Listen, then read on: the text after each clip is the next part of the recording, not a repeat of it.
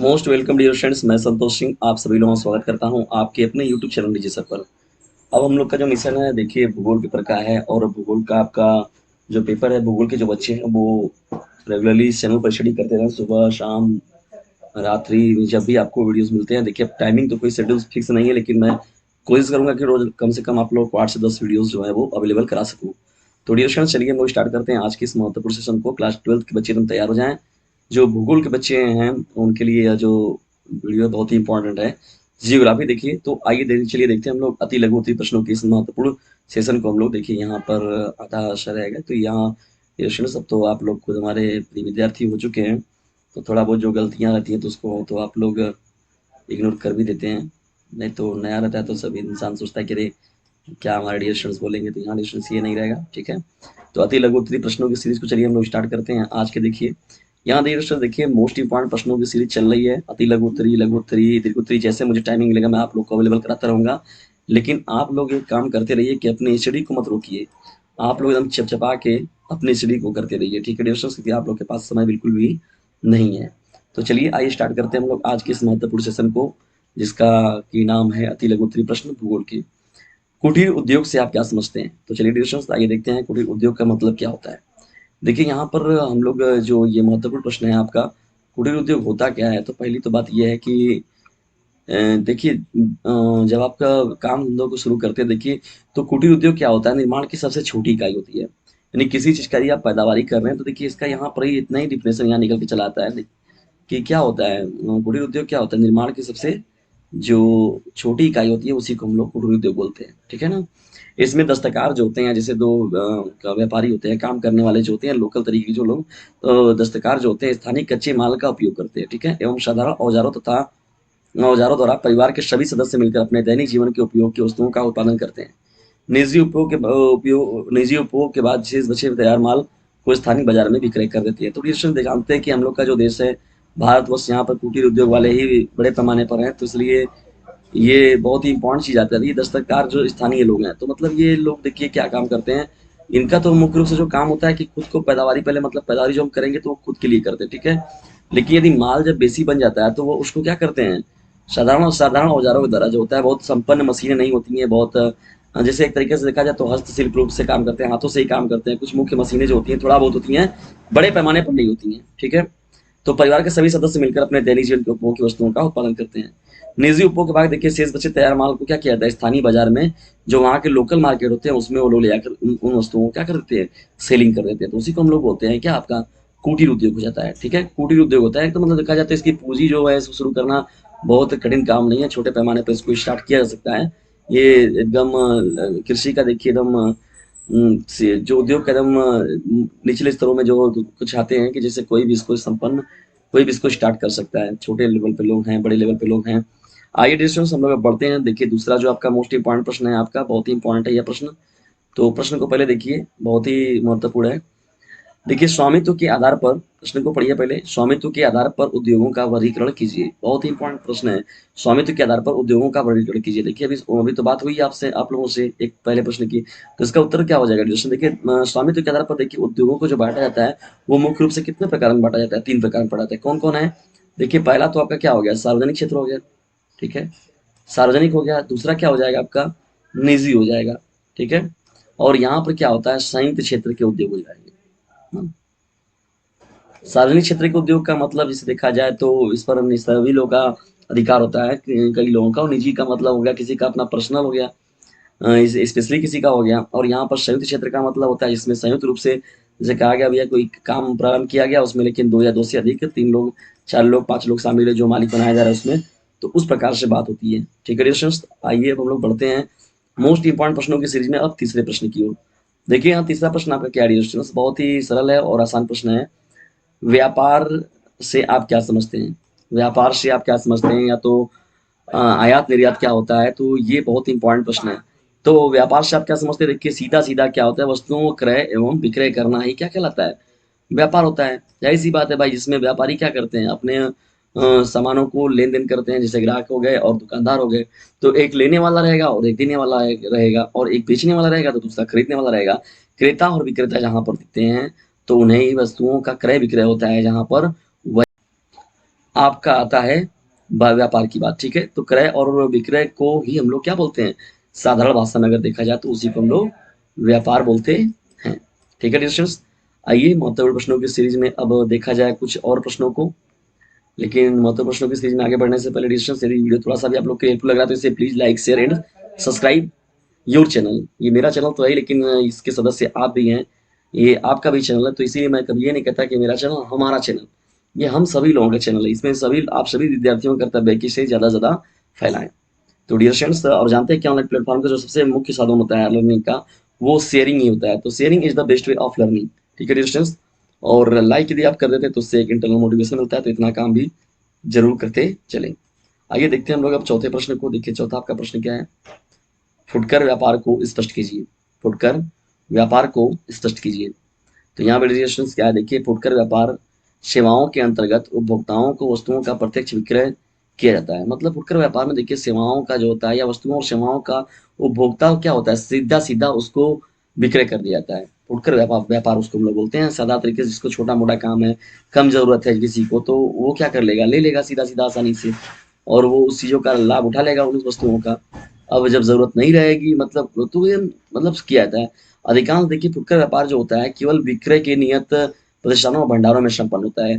कोई एक विशेष जगह होती है, वहीं पर क्या किया जाता है, इन सभी चीजों को किया है। जैसे फेरी वाले हो गए, रेडी वाले हो गए, ट्रक वाले हो गए, द्वार से द्वार डाक से आदेश देने वाले हो गए, दूरभाष की बात हो गई, स्वचालित बिक्री मशीनें जैसे हो गई, इंटरनेट फुटकर बिक्री के भंडार आदि सभी जो ये उदाहरण है, वो सभी के सभी जो उदाहरण है आपके किसके हो जाएंगे, ये फुटकर व्यापार के ही हो जाएंगे। समझ में आया आप लोग को फुटकर व्यापार बहुत ही सीधा सीधा है। अरे आप लोग जैसे कोई चीजों खरीदने के लिए नहीं जाते हैं, तो वस्तुओं और सेवाओं का देखिए उपभोक्ताओं को सीधे क्या कर देना, वो सेवाएं उपलब्ध करा देना, मुहैया करा देना, विक्रय कर देना, बेच देना उन्हें, ठीक है, सीधे सीधे, वही आपका कहलाता है फुटकर व्यापार। अब बात हो रही है यहाँ पर देखिए पांचवा जो आपका प्रश्न है, बहुत ही महत्वपूर्ण प्रश्न है। सभी जो प्रश्न है बहुत ही इंपॉर्टेंट है, इसलिए एक काम करूँ जरूर करते चले, किसी अपने क्लासमेट पर शेयर भी करते चले। तो चलते चलते मेरी एक बात याद रखना, इसे शेयर करना ना भूलना, इसे शेयर ना करना ना भूलना। तो डिस्टेंस से शेयर जरूर करते चलें। पांचवा देखिए प्रश्न क्या है, ग्रामीण बस्ती से आप क्या समझते हैं। बहुत ही महत्वपूर्ण प्रश्न है। ग्रामीण बस्ती, देखिए ग्रामीण बस्ती का मतलब क्या होता है, या ग्रामीण बस्ती का मतलब हो गया ग्राम में रहने वाले, गांव में रहने वाली जो बस्ती होती है उसी को हम लोग क्या बोलते हैं, ग्रामीण बस्ती बोलते हैं, ठीक है। देखिए ग्रामीण बस्तियां छोटे आकार की होती हैं, जाहिर सी बात है। इन बस्तियों में क्या होता है, प्राथमिक कार्य देखने को मिलता है। जैसे कृषि की बात हो गई, भाई ग्रामीण बस्ती का मतलब होता है कि वो लोग खेती पर निर्भर रहते हैं, तो उनका मुख्य व्यवसाय क्या होता है, कृषि ही होता है, ठीक है। उनका प्रमुख व्यवसाय में अगर देखा जाए तो क्या होता है, कृषि ही होता है, ठीक है। और उसके अलावा देखिए अब ये पशुपालन वगैरह को भी बढ़ावा दिया जा रहा है स्टूडेंट्स। तो यहाँ पर देखिए अब मत्स्य पालन को भी देखिए बढ़ावा दिया जाता है इसमें, कि हाँ भैया मत्स्य पालन कीजिए। खनन के काम होते हैं, देखिए खनन काम होता है, मिट्टी वगैरह किसी को चाह रहा है, बालू वगैरह चाह रहा है। वानिकी काम का मतलब क्या हो गया, वनों में जो महत्वपूर्ण कार्य होते हैं वो काम भी देखने को मिलते हैं। तो ग्रामीण बस्ती में से डिविजन्स ये से मुख्य रूप से क्या होता है, ग्रामीण बस्तियां छोटे आकार की होती हैं, और इन बस्तियों में जो प्राथमिक कार्य होते हैं, जैसे कृषि की बात हो गई, मत्स्य पालन हो गई, पशुपालन की बात हो गई, चराइयों गायों भैंसों को लोग लेके चरा रहे हैं, काट रहे हैं अपना, ये पेड़ पौधे मतलब तमाम तरह की जो वानिकी की बात हो गई, खनन की बात हो गई, मत्स्य बात हो गई, ये सभी के सभी जो प्राथमिक कार्य होते हैं वो उस बस्ती में आपको देखने को मिलते हैं, जिसका नाम लोग क्या करें, ग्रामीण, जिसका नाम लोग ग्रामीण बस्तियां करें, ठीक है। तो ग्रामीण बस्तियां क्या होती है, छोटे आकार की होती है, और इन बस्तियों में जो प्राथमिक कार्य होते हैं, कृषि, मत्स्य, खनन, वानिकी, ये सभी के सभी आसानी से क्या होते हैं, संपन्न होते हैं या किए जाते हैं वहां पर, ठीक है, वहां पर देखने को मिलता है। अब डियर स्टूडेंट्स बढ़ते हैं हम लोग अब आपके देखिए महत्वपूर्ण प्रश्नों की सीरीज में अब छठवें प्रश्न की ओर, ठीक है। तो छठवें प्रश्न को देखिए आप लोग, बहुत ही इंपॉर्टेंट यहाँ प्रश्न है। प्रश्न को पहले मैं पढ़ता हूँ, महानगर किसे कहते हैं। डियर स्टूडेंट देखिए प्रश्न देख के ही समझ में आता है कि वो कितना इंपॉर्टेंस रखता है। तो ये आपके जितने भी अति लघु रहेंगे, लघु उत्तरी रहेंगे, तो वहां पर देखिए सभी प्रश्न बहुत ही महत्वपूर्ण काम करेंगे आपके। और देखिए महानगर किसे कहते हैं, महानगर किसे कहते हैं। तो जाहिर सी बात है नगरों को भी देखिए डिवीजन किया गया कि ये महानगर है, ये सुपर सिटी है, ये सुपर होता है ना कि सुपर मार्केट है, ये ऐसा है वैसा है। तो व्यवस्थाओं के आधार पर देखिए वर्गीकरण किया जाता है। जैसे हम लोग नहीं कहते हैं कि ये विकसित देश है, ये अविकसित देश है, ये विकासशील देश है, तो वैसे ही देखिए यहाँ पर नगरों की बात होती है, महानगरों की बात होती है। तो महानगर क्या होता है, स्पेशली इसको आपको समझना है। तो वे नगर जिनकी जनसंख्या 10 लाख से अधिक होती है, डियर स्टूडेंट ध्यान सुनिएगा, जिसकी जनसंख्या क्या होती है, 10 लाख से अधिक होती है, ठीक है। 10 लाख से क्या होता है, यहाँ पर क्या होता है, अधिक होता है। ठीक है डियर स्टूडेंट्स, तो ये बात याद रखिएगा आप लोग कि 10 लाख से जनसंख्या क्या होती है, अधिक देखने को मिलती है ना। यहाँ पर अधिक मिलती है। मुन्ना सोने जा रही हूँ, बाय बाय शीश, गुड नाइट।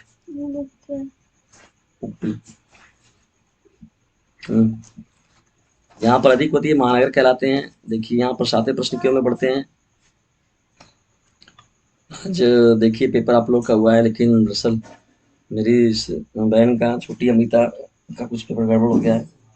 हालांकि वो भी लिखी है चीज़ों को बढ़िया बढ़िया तरीके से, लेकिन थोड़ा बहुत कह ही दिया गड़बड़ हो गया, क्योंकि कुंडलिया उंडलिया को थोड़ा सा हम लोगों ने कम डिस्कशन किया हुआ था। और हम लोग लगा कि नहीं कुछ चीज़ें आ जाएंगी, तो कुछ ग्रामर के पोर्सन जो है वो नहीं आए, इसलिए बड़ी पेपर देकर आई, तो बड़ा मुँह बनाई हुई थी। एक जगह से पहले तो गुस्सी आई थी मेरे ऊपर ही, भैया ये बताएं सब नहीं आया। तो चलिए कोई बात नहीं। तो चीज़ें पूरा आया हुआ है ड्यूरेशन से, ज़्यादातर देखिए पढ़ाया हुआ ही आप लोग को मिला है पेपर में आपके। तो आप लोग देखिए अब जो आपका पेपर है उसमें बिल्कुल भी उसको हल्के में मत लीजिए, एकदम सीरियस रहिए, ठीक है। साथ में आइए हम लोग प्रश्न की ओर बढ़ाते हैं, लेकिन देखिए यहाँ पर जान जाइए कि 10 लाख से जो अधिक जनसंख्या होती है वो कहाँ पर होती है, महानगरों में देखने को मिलती है। तो ड्यूरेशन आप लोग को एक प्रश्न मिल दे रहा हूँ मैं कि कौन सा ऐसा महानगर है जिसकी जनसंख्या जो है 10 लाख से अधिक है। तो ड्यूरेशन इसके बारे में हमें ज़रूर कमेंट बॉक्स में बताइए। आइए अब हम लोग बढ़ते हैं 7वें प्रश्न की ओर। देखिए 7वां आपका प्रश्न क्या है यहाँ पर। देखिए 7वां प्रश्न भी बहुत ही सिंपल ही है। मानव संसाधन से क्या तात्पर्य है। ठीक है दोस्तों, मानव संसाधन से क्या तात्पर्य है, बहुत ही इंपॉर्टेंट प्रश्न है। आइए समझते हैं कि मानव संसाधन होता क्या है। तो देखिए मानव संसाधन से तात्पर्य किसी देश की जनसंख्या तथा उसकी कुशलता एवं उत्पादकता से है। देखिए किसी भी देश की जनसंख्या जो है और उसकी कुशलता एवं उत्पादकता क्या है, वो कितनी चीजों को पैदावारी कर रही है, उनकी कुशलता क्या है, वो कितना परिश्रम कर रहे हैं, इस बात पर भी निर्भर करती है। ठीक है, तो उसी को क्या कहते हैं हम लोग, मानव संसाधन। तो भाई वो वे संसाधन जिसमें कि जिसकी कुशलता में मानव का महत्वपूर्ण रूप से योगदान होता है। ठीक है, तो उसी को हम लोग संयुक्त रूप से जो बोलते हैं मानव संसाधन बोलते हैं। मानव संसाधन से तात्पर्य किसी देश की जनसंख्या तथा उसकी कुशलता एवं उत्पादकता से प्राप्त होने वाले संसाधन को ही हम लोग क्या बोलते हैं, मानव संसाधन बोलते हैं। तो डियर स्टूडेंट्स ये आपका 7वां प्रश्न हो जाएगा अति लघु का, और ये इंपॉर्टेंट प्रश्न है। मैं आप लोग को बहुविकल्पी और दीर्घोत्तरीय प्रश्नों का सीरीज भी जो उपलब्ध कराऊंगा, बिल्कुल भी आप ना घबराइए। आइए डियर स्टूडेंट्स हम लोग बढ़ते हैं अब 8वें प्रश्न की ओर। 8वां देखिए आपका प्रश्न क्या है। यहाँ पर देखिए आपका 8वां प्रश्न जो हो जाएगा, भारत के 2 सर्वाधिक जनसंख्या तथा 2 न्यूनतम जनसंख्या वाले राज्यों के नाम बताइए। प्रश्न को ध्यान सुनिएगा, बहुत ही मोस्ट इंपॉर्टेंट प्रश्न है। 2 सर्वाधिक जनसंख्या तथा 2 न्यूनतम जनसंख्या वाले राज्यों के नाम। यदि आप इन प्रश्न को तैयार कर लेते हैं तो बहुविकल्पी समझ लीजिए आपका प्रश्न भी तैयार होता है। तो तो जनसंख्या, सर्वाधिक जनसंख्या के बारे में अगर देखा जाए, बात कर रहे हैं यहाँ पर, और न्यूनतम जनसंख्या तो सर्वाधिक जनसंख्या तो जानते ही हैं आप लोग भाई, उत्तर प्रदेश में आप हैं अभी। देखिए उत्तर प्रदेश की बात हो गई, नंबर 1 पर है। ठीक है, फिर यहाँ देखिए महाराष्ट्र की बात हो गई। अब आपको बात करना है देखिए न्यूनतम जनसंख्या वाले, देखिए यहाँ पर आधा रहेगा आपका, सही कर लीजिएगा। तो न्यूनतम जनसंख्या वाले राज्य जो क्या हो जाएंगे डियर सर, आपके सिक्किम हो जाएगा। सिक्किम, सिक्किम की राजधानी कहाँ है, कहाँ है, जल्दी उत्तर दीजिए कमेंट बॉक्स में। और देखिए मिजोरम है, मिजोरम, मिजोरम की राजधानी कहाँ पर है, कमेंट बॉक्स में जल्दी जल्दी डियर स्टूडेंट्स का उत्तर दीजिए क्या है और कहाँ पर है। देखिए यहाँ पर महाराष्ट्र राज्य हो गया और उत्तर प्रदेश है। उत्तर प्रदेश और महाराष्ट्र ये क्रम से याद रखिएगा। नंबर 1 पर तो जानते ही हैं उत्तर प्रदेश ही सर्वाधिक जनसंख्या वाले राज्यों में, और न्यूनतम जनसंख्या वाले राज्यों में देखिए सिक्किम और मिजोरम की बात हो गई। यहाँ की विधानसभा सीट भी देखिए सिक्किम में शायद एक आके ही है।